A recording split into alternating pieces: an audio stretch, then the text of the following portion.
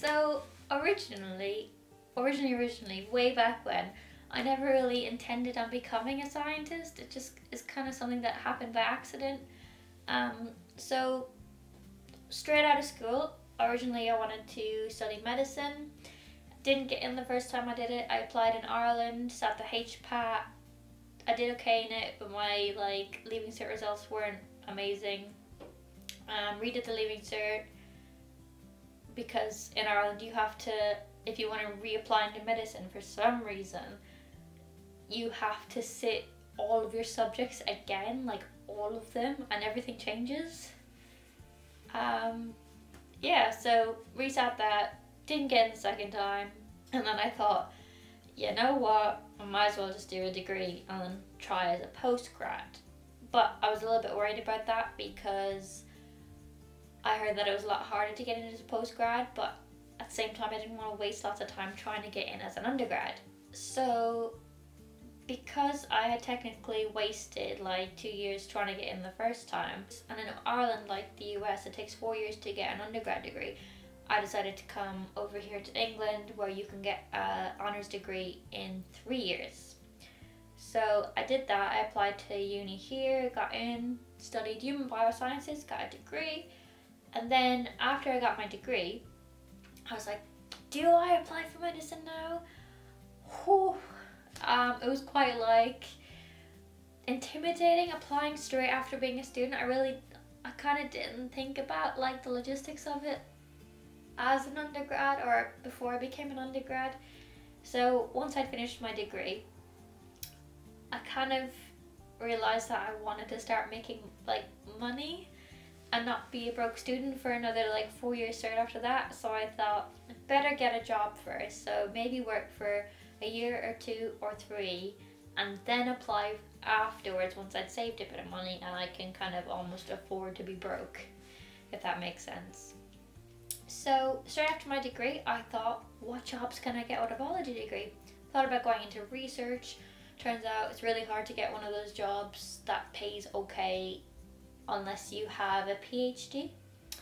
So I did apply for a few jobs. I kind of gave myself 3 months from when I finished my undergrad exams to get a job, and then I said at the end of these 3 months, if I don't have a job, then I'm going to do a master's degree to make myself more employable in the biology field, and it's not going to hurt my medicine application afterwards. So I got a master's degree. I also made sure that I got a master's degree that was accredited by the IBMS, because the IBMS is the regulatory body for the educational side of becoming a biomedical scientist, which is what I am now. So because my undergraduate degree wasn't accredited by the IBMS because it wasn't in biomedical science, not every biomedical science degree is accredited by the IBMS. They kind of regulate what modules are in the degree, so then they know what you know, if that makes sense. So where are we? Okay, so finished a master's degree, and then I started applying for jobs April before I finished. So I finished in July, started applying in April. I had 5 interviews for different jobs. I got a job on the 4th interview I had. The interview was 3 days after I handed in my thesis. So I had 5 interviews in between April and July, the 1st and 4th of July? It was early July. Yeah, so that was my 4th, and then I went for the 5th interview, even though I'd already been offered the 4th one because it was in a role that I kind of preferred. It was in IVF, and I thought that sounded amazing, making babies as a career, amazing. So, so I got offered that 4th interview job, which amazingly was actually a trainee BMS job. The other 2 of the other jobs I actually applied to were band 2 ATOs, and an ATO is somebody who kind of does a lot of the same work as a BMS, so they do quite a lot of the same work as a BMS. but the only kind of main difference between an ATO and a BMS is that they can't validate results. So when results come out from the lab, they can't like say, oh yeah, that's an okay result. So I didn't get the 2 ATO jobs. They were band 2 in the NHS banding scheme. And then somehow I managed to get a band 5 U job as a trainee BMS. And then from that, because my degree wasn't accredited by the IBMS, and my master's degree was accredited, so it was able to go towards my degree becoming accredited. So I did hematology and transfusion science as my specialist subject for my master's, and that was able to make up for the hematology that was lacking in my undergrad. And then once I got on the job as a BMS, well, a trainee BMS, then I was able to know for sure that I wanted to have my degree assessed by the IBMS. So I sent away like my transcript, and I sent away my module descriptors, so like a list of like what was in my module, so that they knew exactly what I'd learned. And I paid 275. It was expensive. It was a lot of money just to have them look at my degree and go, this is missing, that is missing, and I already knew what was missing, like, because you have to like tick boxes like what you'd covered, and I was lacking cellular pathology and clinical biochemistry, so I knew I had to do those 2, but I didn't know if they were then going to add more on top of that, just because. So they assessed it, it came back, really, it took ages, it took a few months for them to assess it, and I was like emailing them like, please tell me, I want to start my modules, because I knew I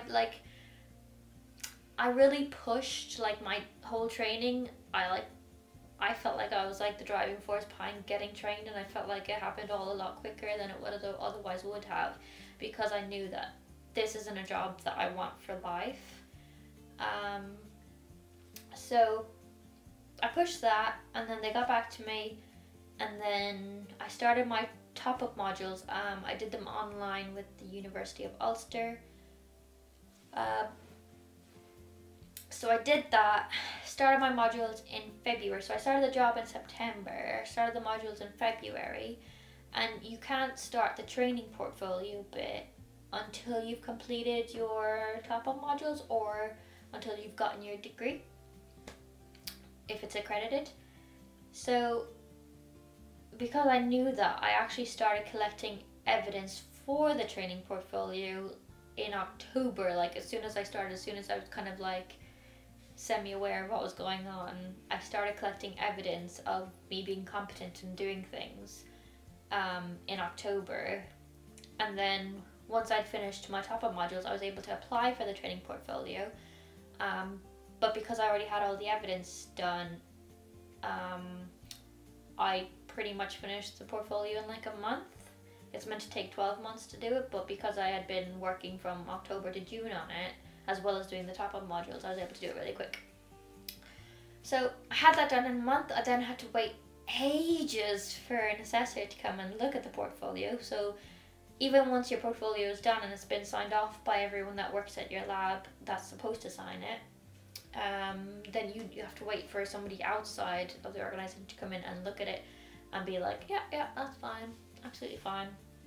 So part of that is that they look at your portfolio for like an hour. It's quite a big thing.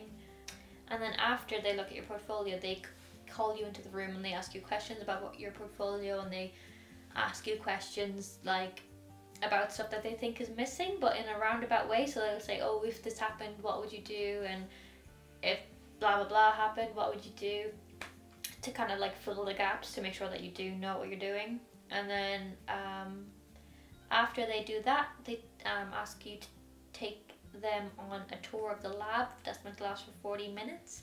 Apparently it never does. Mine lasted a lot less than that. So you just kind of take them around the lab, you point out the different departments, say what they do, point out your department, talk a lot about that, what you do, what your tests are, what your results are, what they mean, all the good stuff. Health and safety stuff is very important too. And then, so yeah, he came around in October. So I applied for it to be assessed in late June, July, and then they didn't come till October. It's meant to be like, I don't know, 8 weeks or something that's meant to take for them to come around, but because it was the summer holidays, apparently nobody was available to come earlier than that. And then I became fully qualified in October. I became state registered. So as soon as I became state registered, on the day I became state registered, I actually handed in my notice because I had already been offered a job elsewhere in another city. In August I had the interview. So I was kind of like, it was a difficult decision, and it wasn't. In the lab I worked before, there wasn't really any career progression at all. There was band 5 BMSs there that had been band 5 for like 10 years, and every time a band 6 job came up, everyone went for it, and obviously they're not going to give it to like the absolutely brand new person. They're not meant, like, they're meant to be like really fair, but apparently a bunch of people from my old lab, when they were band 5s, they were told that they weren't allowed to apply for it because they didn't have like 2 years experience or something, which is all bullhickey. They were told afterwards that they could apply for anything that comes up next. Anyways, there wasn't a lot of career progression there, and then the job that I've now applied for, or I now work at, is a band 6 job. It doesn't become band 6 until I'm fully competent, so I think a lot of jobs kind of works, you can't really work nights and stuff until you've been working there for a few months, so that you know what you're doing, because every lab's different, every lab has different analyzers. Yeah, so that's the way I became a biomedical scientist. There are a lot of easier ways to do it. When I was like in 3rd year, I kind of realized actually that the healthcare science degree was actually much better than the degree I did for getting a job straight after uni. If you do the healthcare science degree, it's a 3-year degree. You do placements in the summers and in term time as well, and you're fully state registered when you graduate. So you can get a job straight away as soon as you graduate after 3 years. You can also get an accredited biomedical science degree. So in the healthcare science degree, you become state registered. So you do your training portfolio and everything in those 3 years. With the standard biomedical science degree, you have to either do a sandwich year, like a placement year at a lab, and you do your training portfolio then, and then you are qualified when you graduate after 4 years. Or you can do the 3-year biomedical science degree and then do your training portfolio afterwards. That still takes 4 years, but at least you get paid for the 4th year if you manage to get a job as a trainee BMS. So there are lots of ways you can become a biomedical scientist. Like, there's not just one route to doing it. It is also a good job if you like to travel. You can use your degree to become a biomedical scientist. They're called different things in different countries. I think it's called like a hospital laboratory scientist or something in Ireland, and in Australia, New Zealand, I think it's also called a medical laboratory scientist. And for Australia, if you want to become a medical laboratory scientist, you have to have your degree assessed, and I think you have to sit an exam, and it is like 1,000 Australian dollars, which is quite a lot. But if you really wanted to go, like, move out there, you can get like a permanent residency visa from that. You can also go to New Zealand quite easily. I have heard you need like 2 years experience and your degree, but you don't need to sit an exam, which is good.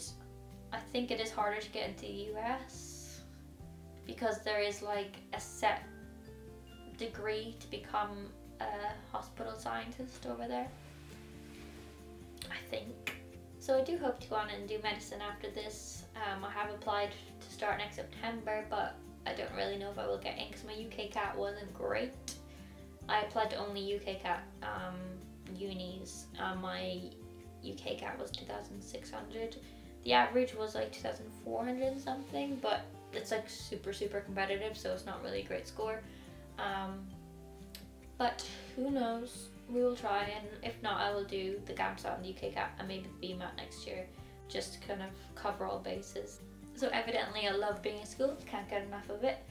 It feels really weird to have like put the brakes on learning after being in like full-time education for 5 years. Technically more than 20 years in school, like including like primary school and everything. So yeah, it feels weird just to be working now, but I have filled the void in my heart with Brilliant.org. It is a really good resource for learning new things.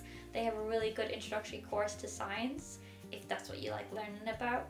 And if that's something you're into too, you can check them out by going to brilliant.org/science with Katie, and where you can sign up for free. And they're giving the first 200 people who sign up 20% off their annual premium subscription, so go check them out.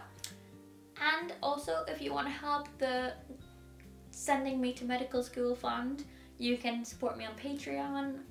Links will all be below. Thank you for watching. Bye!